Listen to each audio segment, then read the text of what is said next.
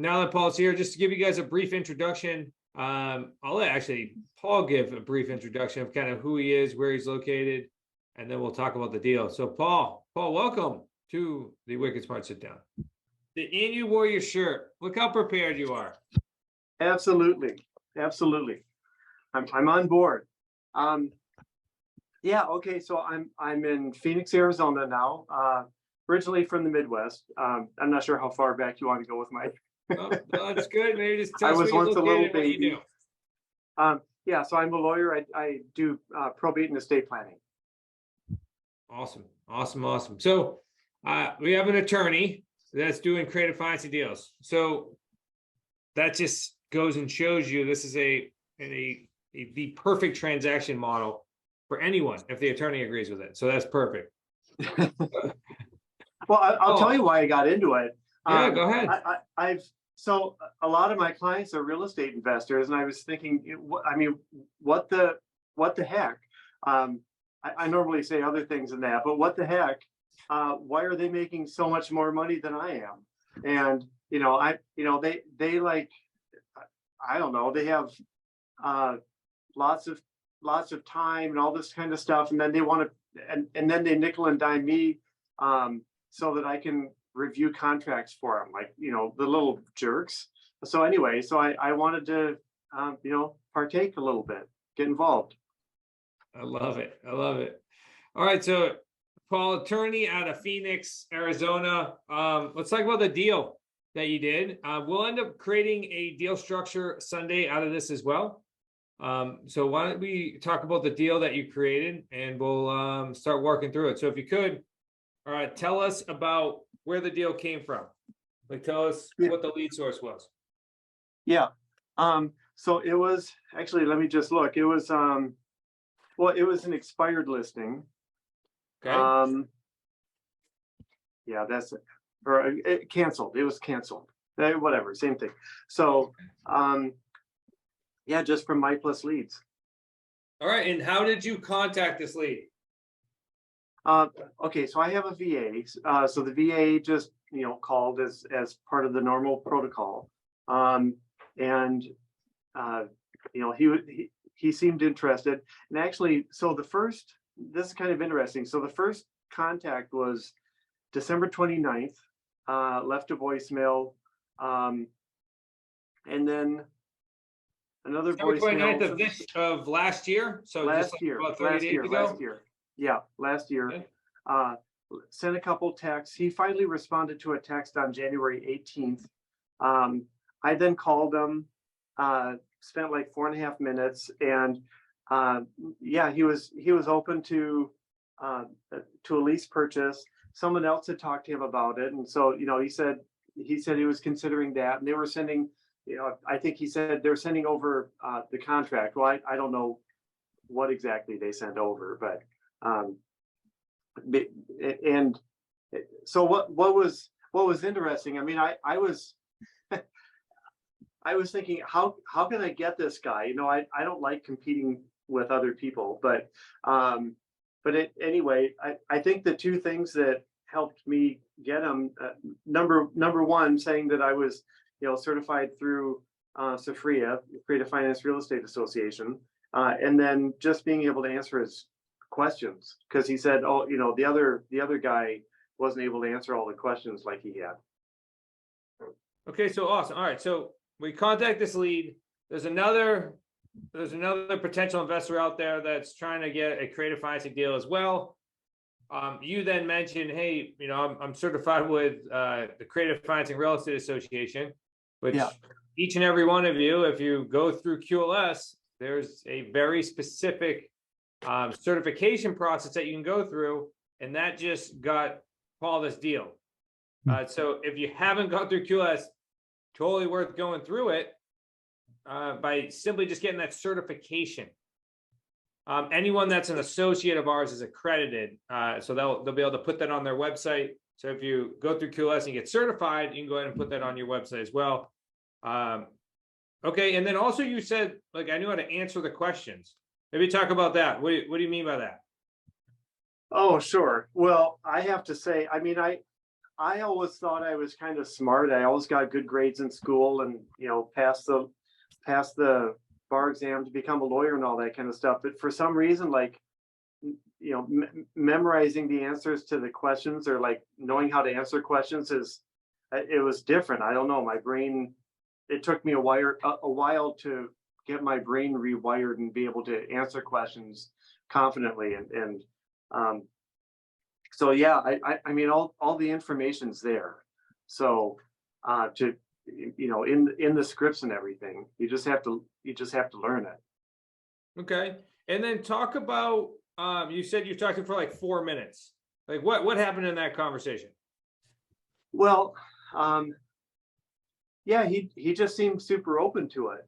And I wasn't okay. So a little backstory here. So I've been doing this for a while. The middle of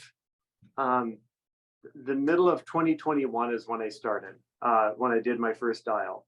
And so I mean, I just kept going ahead. And anyway, so I kind of had to check myself, like, oh, okay, this guy's actually interested. And then I had to do a little research like afterwards to figure out what, kind of just to play with the numbers a little bit. Looking at how much he owed on the loan versus the sales price. And then, from the sales price, basically, if he would subtract 6% for realtor commissions, closing cost realtor commissions or whatever, he'd be lucky to maybe come out of it with $1,000. And the issue was that no one was biting, and I can't remember how long it was on the market. It's been on the market for a while, but no one was biting, at the number he was trying to get.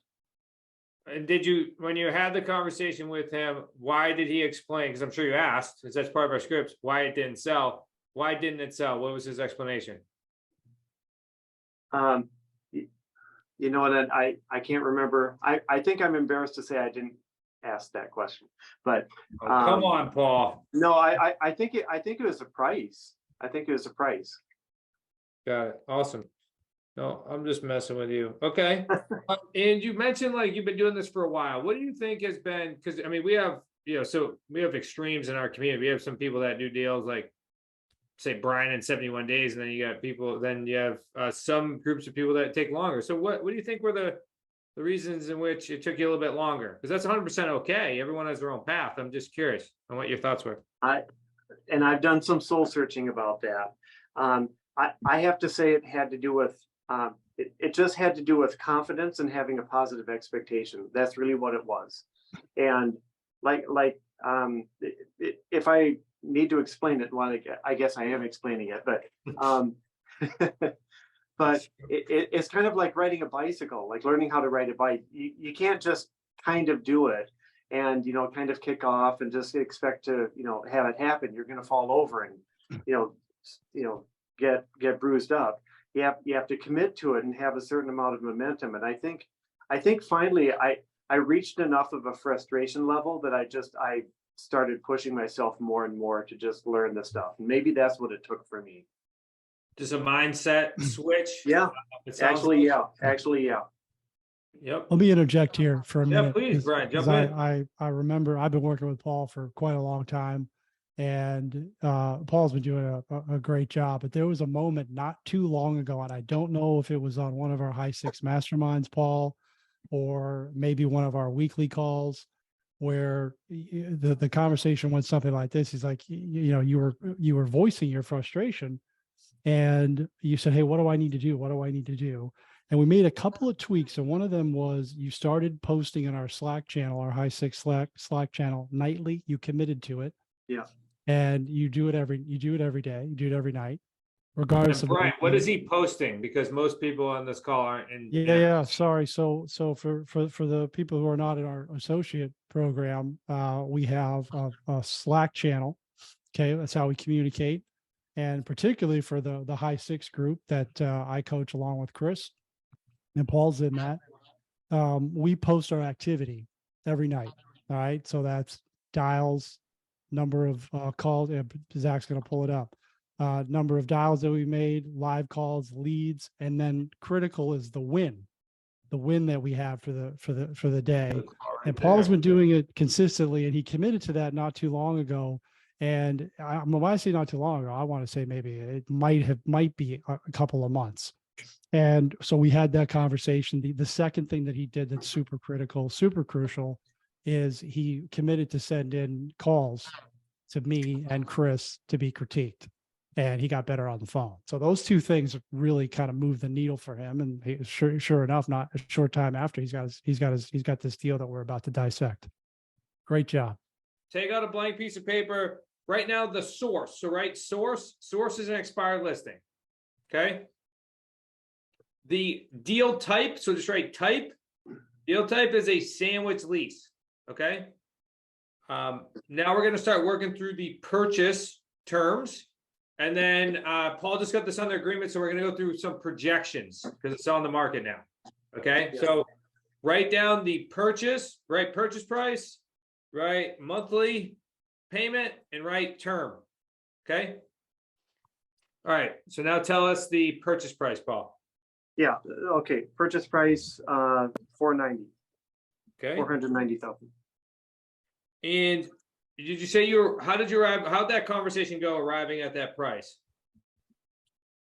Well, basically, I mean, I said, what are you asking for the property? And then, he said that. And then I kind of did the math afterwards, and coincidentally, like, he could only drop it by like 1,000 in order to not have to come out of pocket at the closing. Okay, yes, we're going to go over the mortgage balance here. Yeah. Oh, so I'm sorry. Okay, yeah. So the mortgage balance is 462. Call it 500. 462,500, and he wants 499. Is that what you said? 490.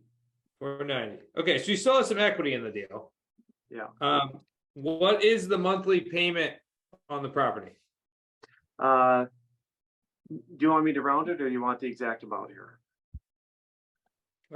Yeah, I mean, if you can give us the exact. I'll give. Okay, you can choose.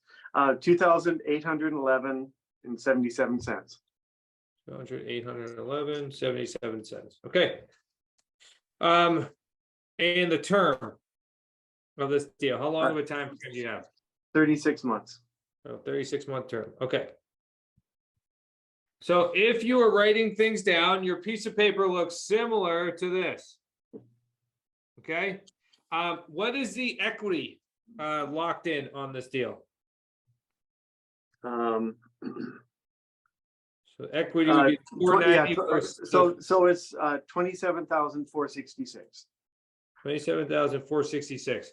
And the reason why I asked is because, again, if you're utilizing all of our agreements, which you can find in the QLS Home Study course, Pete, if you wouldn't mind, just drop that link in the chat in case anybody's not utilizing that at this point.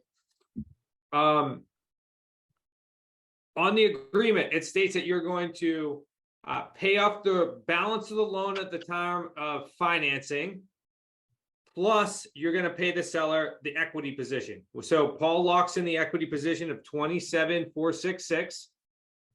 And because he did that, he's able to get the principal pay down every single month as he's making that monthly payment. So out of the 2811, 281177, how much of that is principal? Oh, shoot. $530. $530? Yeah, you're welcome. You gotta love it. Okay, so every month that Paul makes a payment that he collects from his buyer and pays the mortgage, $530 is coming off the principal balance, which means that Paul is now able to create equity in a deal that he does not own. That is a major difference on how we do lease purchase agreements versus anyone else out there. To just take away that one nugget, you're in a great position. Paul, question, is the agreement that you're using, are you making a payment right away? Are you committing to this deal, or is it contingent upon finding a buyer? Contingent on finding a buyer. I have 90 days. Okay. All right. So what happens at the end of 90 days? Just the agreement's void if you don't find it? Right. Okay. Well, if this is the first time you've done a deal for anybody out there, which Paul, you're putting yourself in a strong position because you now don't even have to commit to any type of payment, any type of liability until you have a buyer in hand. And at a $490 price, it's very likely you're going to get somewhere between $20,000 and $50,000 down. So you'd have that in your pocket before you make that commitment.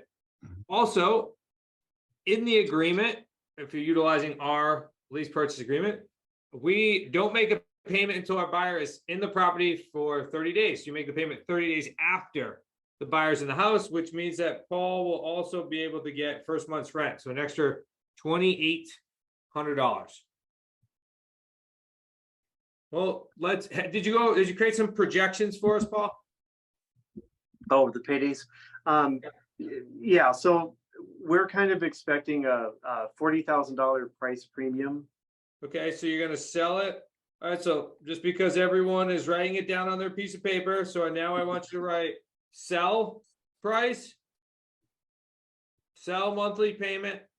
Let's write those down. So the projected sell price is what, we're going to market for how much? Yeah, 530. 530.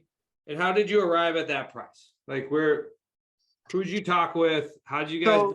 I talked to Nick Prefontaine, and what he had me do is look at comps within within a mile and a half and sold within the last 90 days.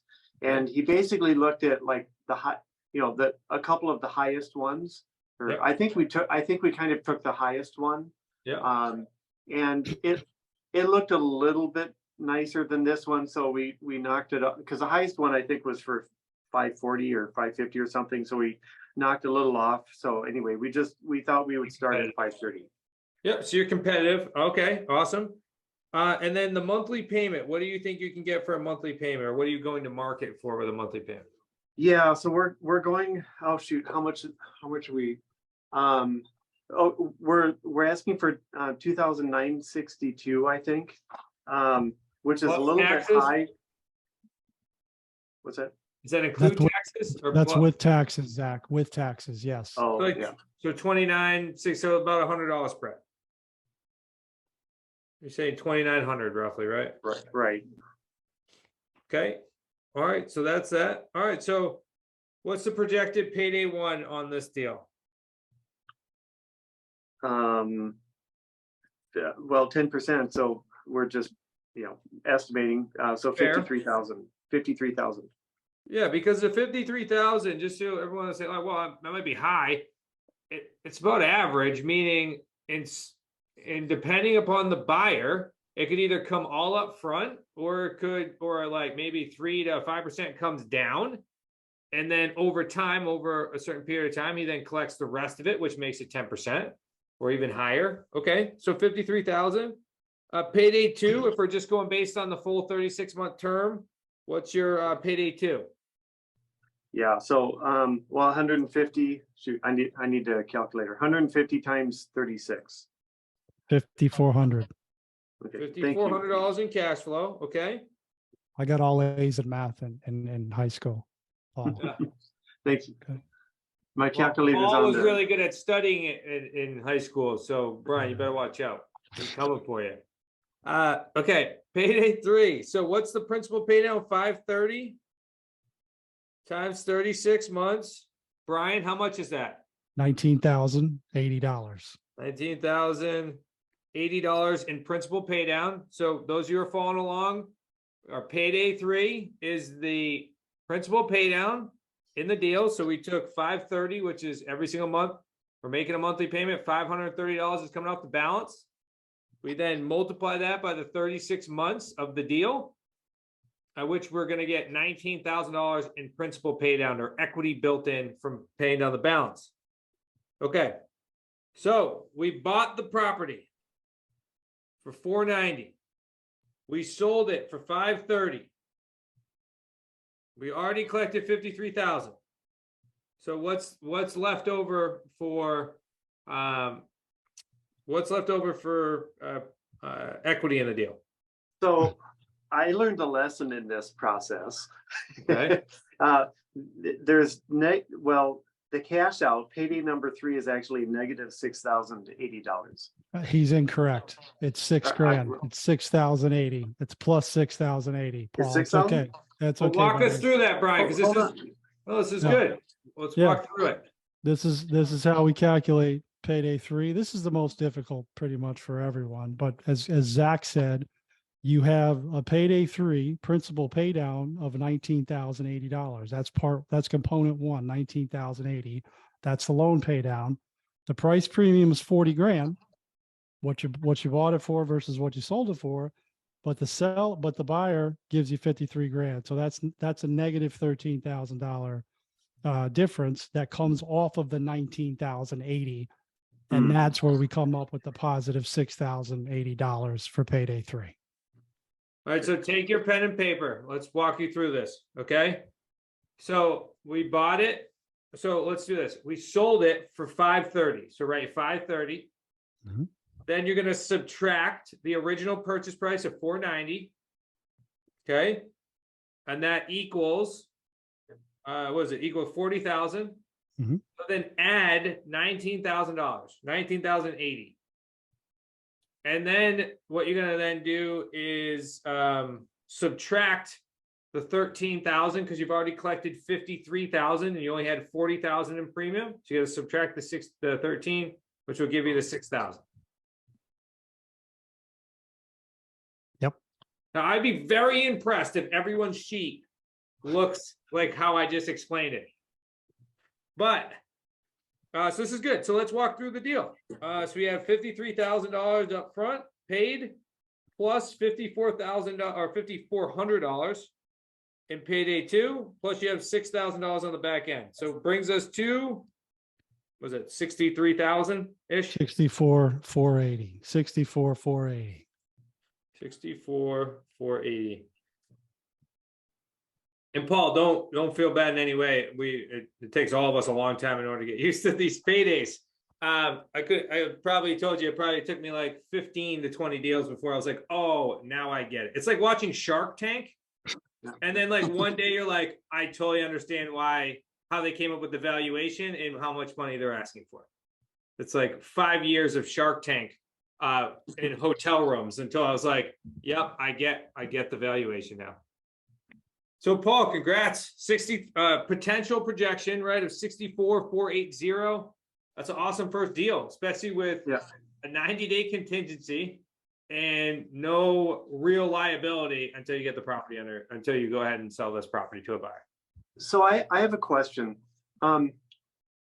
The fair market rent is lower than the mortgage payment. Okay. Yep. So is there something I should have negotiated in the process? Or like my plan right now is to go back to the seller in a month and like say, hey, I don't want to jinx myself, but if this happens and I'm not able to find a buyer, to ask the seller to subsidize it by $300 a month or something. But is there some way in the negotiation process I could have done something? Well, there's a couple ways you can go about this. So one, if we just kept going down your track, could you get a seller to subsidize? Well, of course you could. We've done it many deals. Especially once you have a buyer in hand, you go back to him and say, hey, the only way this deal makes sense for me is if you can help me subsidize this. And that way I don't have to make that payment and then you create your spread. The other option is how much is the taxes on this 2811? Ah, shoot, I don't have that in front of me. Well, I'll just say a marketing technique that we use is we pull out the taxes. So we create the rent payment, we pull out the taxes. And then what we'll then do is at the buyer meeting, after we explain how like a normal transaction would work, meaning you act just like you're a bank where you say, here's what your payment would be, and then here's what the taxes would be, and then here's your actual payment. So then that's how you get around and actually increase and create a spread by taking out the taxes from a marketing standpoint and adding back in at the buyer meeting. Okay. Technique that we use quite often, and no buyers ever really balk because especially as you walk them through a very particular process. And if you're utilizing the videos, especially, so all the associates that work with us, they get all the videos that we've done, and we always have the sellers and buyers in particular, the funnel we bring them through preps them for the buyer's meeting. They understand that process of adding the taxes. We do currently have it marketed less the taxes. So it's base rate plus the taxes. Got it. Okay. Awesome. Very good. All right. Let's open up for questions. And if you're lucky enough, no, I'm just kidding. Those of you that end up deciding by making the commitment, I should say that, making the commitment and coming to spend time with us on March 29th, 30th, and 31st, you can come pick Paul's brain. He'll already have this property closed. He'll be counting his money. It's $53,000 sitting at the table. Pete, if you can go ahead and throw the link in the chat. Those of you that haven't or are not aware, we have our event coming up, the Wicked Smart Summit, which is, we have bi-yearly events. This is the Wicked Smart Summit. This is where we get all of the associates, all the people in creative financing. We get the best of the creative financing minds, all our vendors in which are going to help support you in your business. It's going to be a hell of a 3 days, especially those that join the VIP days. But there's just amazing experiences that come out of that. What we tend to see too is a massive jump in transactions, because everything starts to click. Plus you start connecting with the community and start building up that rapport as well, and really compiling upon the skills that you've learned. Pete threw in the chat, you can go ahead and grab your ticket, 75% off, I believe is what we're doing here tonight. So you get a ticket for, peanuts. You just got to commit to come out to Rhode Island for those 3 days. You can go to wickedsmartsummit.com, wickedsmartsummit.com. Pete, if you could throw that link in there, because, and then use that buy link for the discounted ticket. Okay, go ahead, Steve. Yeah, my question is, that 50,000 that the buyer put down, does that come off the 530 sale price? Brian's nodding yes. Great question. Yes, it does. Okay, thank you. Love it. Any other follow-up questions?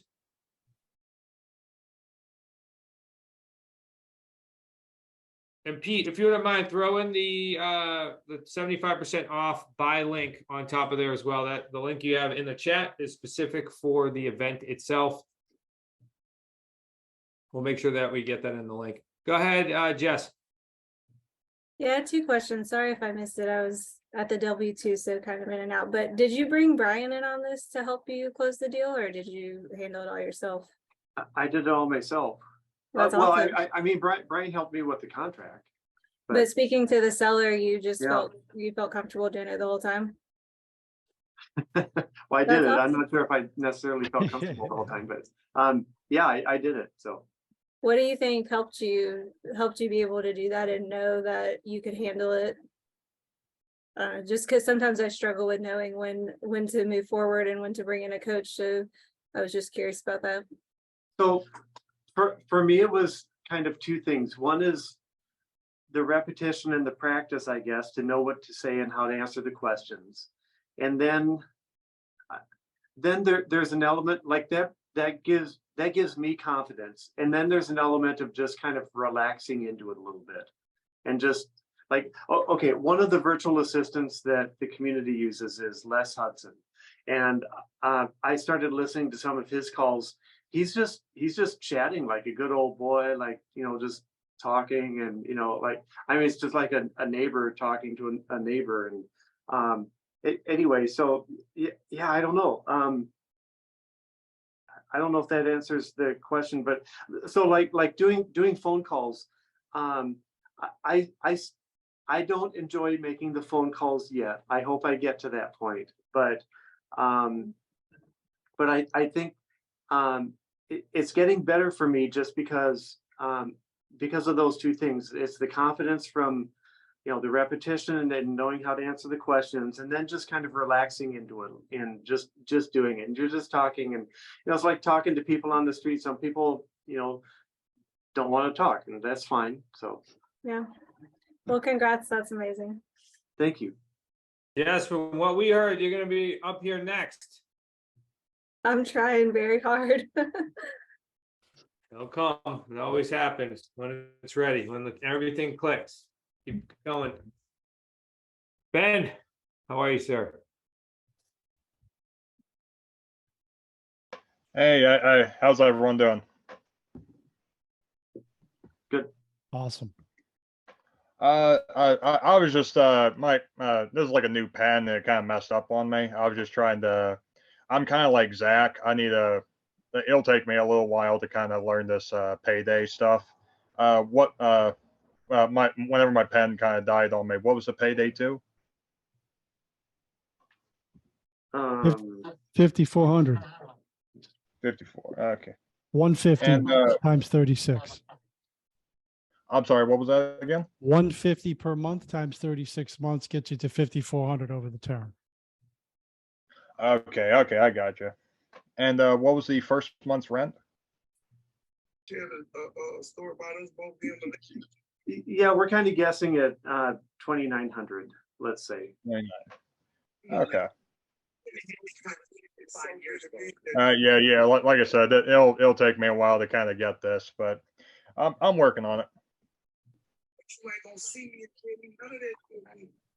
All right, thank you. You got it, buddy. Just make sure you're muted. If Yeah. you could, make sure you're muted. All right. Donna, all the way Hi. from Massachusetts. What's going on? Not too much. How you doing? I'm doing well. I'm doing well. Thanks for asking. Great. Just had a question, two questions actually. So I noticed you did the 36 months for the seller. How many months did you do for the buyer? Well, I haven't gotten that part yet, Yeah. so I'm still looking for the buyer. Yeah, we just did projections, and we did it based on 36 months. 36 months for the seller, and then you do 24 months for the buyer? Is We that just right? did the projections based on 36 months because we don't have a buyer yet. Okay. And then as far as the buyer goes, that's going to give the 53,000. Yep. Do you have to hold on to that in escrow? And is that money go to the buyer's transaction when they go to purchase it with the lender? Do you show that? How does that work? You're a realtor, aren't you? Yeah. Yes, I I am. was just sitting on stage like last week. A couple realtors, they always ask about escrow.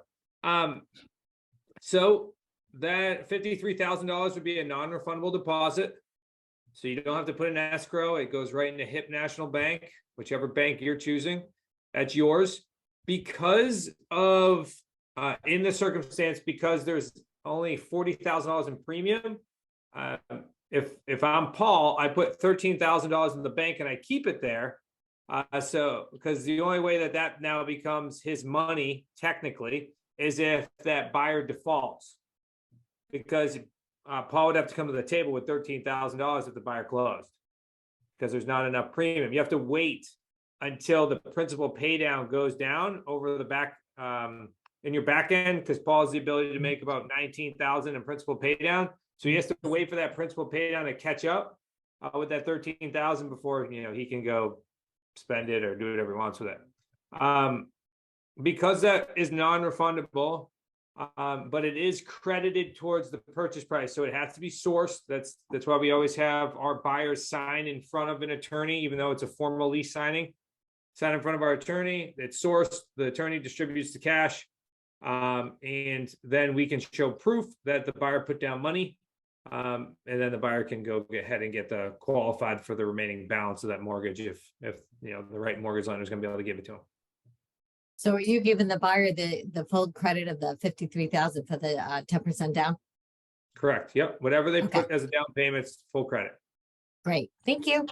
Yep. You got it. Actually, can I keep going with that question? That's great. So, and I haven't seen the full transaction yet, so Yeah. or I haven't seen it play out. So, the bank, when the buyer goes to the bank, they don't need the full 20% cash. They just need to show that they paid some of the price. A good question, Paul. So it's going to be up to the lender in which they work with. Some lenders are going to be able to get them a loan with 10% down. Some are going to be 20%. It's whatever program they can qualify. You don't care which program they qualify for.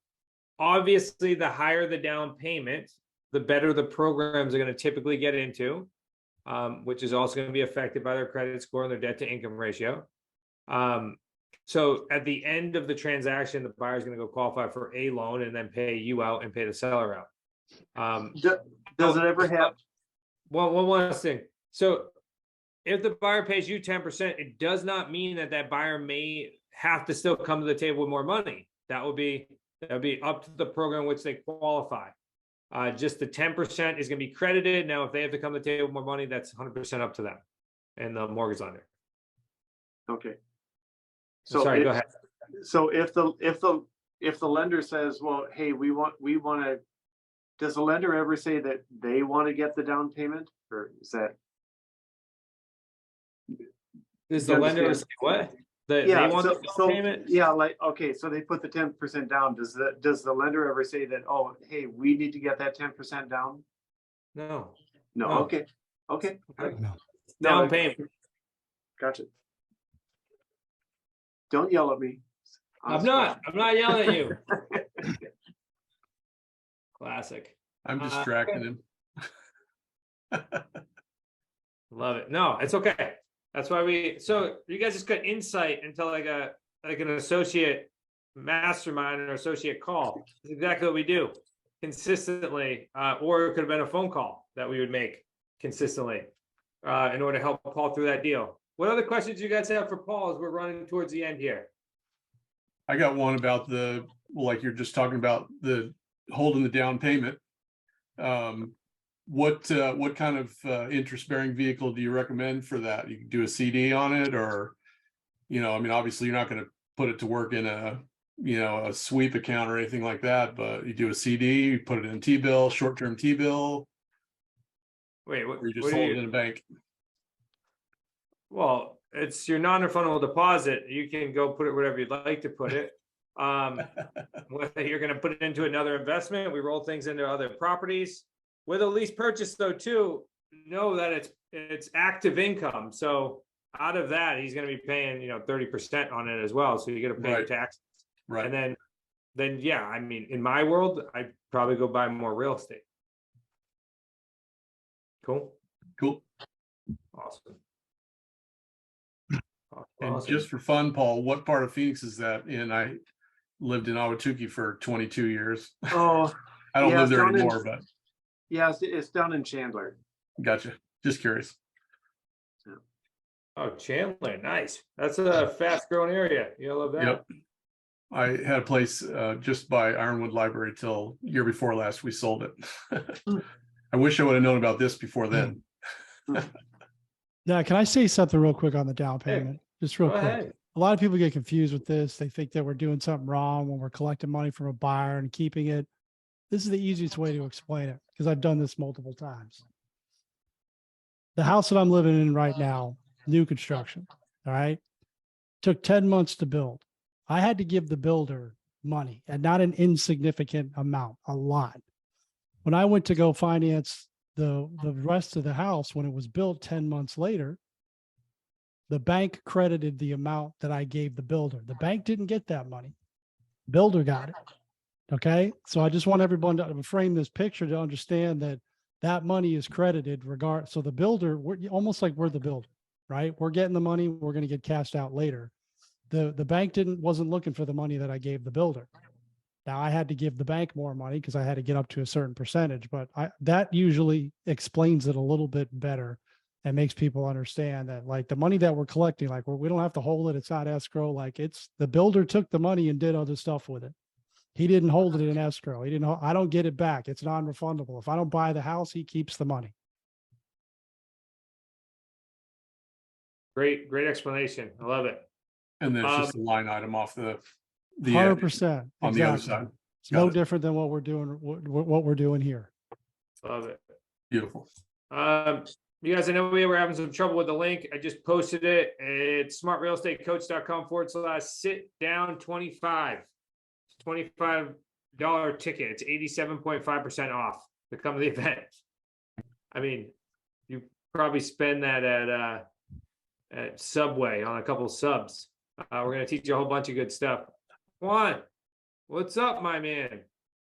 Hey, how are you? I just wanted to add my 2 cents regarding investment options. Of course, the options are endless, but I'm personally looking forward to, well, whenever I get my first deal, looking forward to putting that towards my whole life insurance. That's my personal bank. I just throwing that in there. Yeah, did Mark Willis from Lake Growth Financial pay you to say that?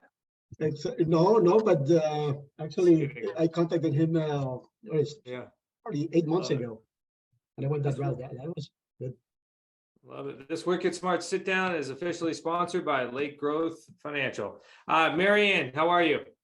Fine, great. Hey, regarding the monthly payment, when the mortgage payment is higher, like in this case with Paul, than the actual rent that's going around, don't you always raise the rent higher anyway because the tenant is getting the opportunity to move into a house without having to qualify for a loan? Well, in some circumstances, yes. In some circumstances, no, meaning that just because you're selling a rent to own doesn't mean that you're going to get a guarantee of getting a higher monthly payment than what the rent is in the area, because you're also asking a buyer to come in with 10% down. Actually, what we tend to find is that it's right around the same as rental money, or it's actually close to what somebody's going to pay for a mortgage when they go qualify for that loan. That's typically where we want to be. It's either right there or slightly higher than where somebody's going to get a loan. So that way, when the buyer goes and qualifies for that loan, they're actually going to start gaining cash flow or start gaining more money because their payment is going to drop. Oh, that makes sense. Oh, yeah, right. Good. And on the question on the, let's see, what was the other thing that he was talking about? The non-refundable payment that the buyer pays upfront. Now, you said that we don't have to send that money to escrow. What we do is we send them proof that the buyer put that down. Is that correct? You always want to have, yeah, you're absolutely going to collect proof, and it also has to be sourced. Yeah, absolutely. You got to document it, and that's usually why we have our attorney collected as well. So that way it's documented and dispersed from the attorney. Okay, great. Yep. All right, great. Thank you. We're a title company, but we like attorneys as best as possible because they're going to be your best support there. Oh, yeah, absolutely. All right, thank you. Yep, you got it. Who else we got left? Sarah. You're on mute. Yeah, sorry. Okay. I wanted to ask, where do we get that form for when you're gonna buy it? What forms do you use? Yeah, all of our documents are in our QLS home study course. You can get it directly on the website here. If you go in the chat, there's a link there. You go ahead and grab that. Also know that if you're going through QLS, you actually get a free general ticket to our event. Now you just have to do is email support and let us know you're coming. Okay, can you give the, okay, they put it right there. There we go. Jim. We'll take Jim and then Todd. Okay. How did you close this? Do you use an escrow? Did you use yourself as your own attorney? Did you use a different attorney? What did that cost? Well, I haven't closed this deal yet, but so it's merely under contract. But maybe someone else can speak to the average closing costs or something. Maybe Brian, you can, what you suggest on this one? Yeah, the signing of the lease option agreement does not require any closing costs or attorney. Now, when Paul signs up the buyer, we will do that in front of, he will do that in front of his attorney. Buyer will provide the down payment money, and then later in the future, on or before 36 months, there will be an actual closing. Deed will transfer from the seller to Paul's buyer. And then that'll just be a normal real estate transaction at that point, with Paul having to release his option, which was a whole nother show. But to get it signed, there's no requirement for that. How does that, like the attorney versus an escrow, is that cost about the same? Is it a little bit more? Is it worth it? What's your favorite way to do it? My attorney charges me what she would charge here in Illinois for what she would do any real estate closing. Yeah, so in the western states like here, in the western states like Arizona, most of the real estate transactions are done with the title company. So Yeah. I don't have the answer to that yet, but I will hopefully within a couple months. Yep. Well, no, as within a far couple as years. our as far as our buyer attorneys, when we do a formal lease signing, it's somewhere like $300 to $400, and then what we do is we charge a processing fee for the buyer to pay us. It's like $550, and then we take the attorney and we make an extra $150 off that. Cool, good question, Jim. Todd. Hey, Zach. Hey, Brian. Two real quick questions, probably 15 seconds each. Brian, first question is on payday number 3. I just want to make sure my math was right. You did sell price minus the purchase price, added in the principal pay down and subtracted the 10% down, right? To get your 6,000. Yep. Yep. Sounds right. Okay. Question number 2. And I've been on the sit downs a lot and I've never heard you guys mention this, but have you ever used asset-based lenders in order to basically own the property outright and then get the non-refundable deposit from the buyer in which to pay back those lenders more than just the interest and principal? So the rest of the monthly payments, you'll actually bank more money on the back end? Todd, if you're talking about going to a bank to get asset-based lending, then no, because that means we're gonna have to personally guarantee that debt. Which if you've gone through our workshops and or our slides, there's some rules that we use, and one of them is no banks. So that's now, Todd, could you do that? Absolutely. I mean, there's plenty of people out there that teach creative, that tell you go raise a bunch of private money into it, or go get bank loans and then sell on rent to own. There's many different ways you could structure it. That's not how we would go about it. Okay. Just thought I'd ask. I'd never heard you guys talk about it, so just want to know. Thanks, Zach. Thanks, Brian. Oh, good question, Todd. Yeah, absolutely.